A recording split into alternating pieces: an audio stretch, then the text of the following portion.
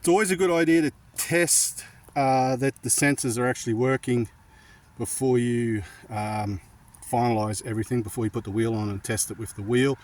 Best way to do that is to have it turned on as it is at the moment. Press a remote or press a manual open button. So while it's still got no wheel on it, and then here's our completely closed sensor. So you can just test that it works by touching that after you've pressed the open button. It thinks it's opening. Test that by touching it with a bit of metal, like a screwdriver, and then making sure that the relays go on and off.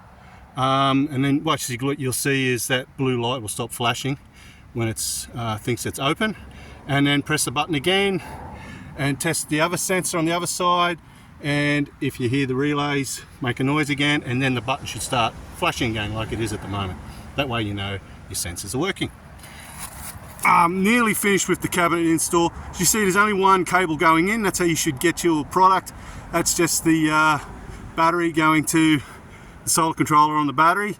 Before you plug in the cable coming from the solar panel, make sure you put the ground in here first, and then you'll start seeing voltage light up. It should be about 13.7, 13.6, something like that.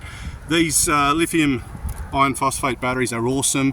13.7 is basically the maximum that they can get to. They won't overcharge. They have their own battery management system inbuilt, BMS, so it'll stop overcharging. You don't need to worry about that. And yeah, it's pretty much plug and play.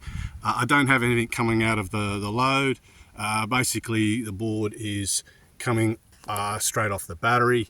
I find it better that way to make sure the solar controller doesn't limit the power going to the board, and therefore the solenoid latch and the motors. Okay.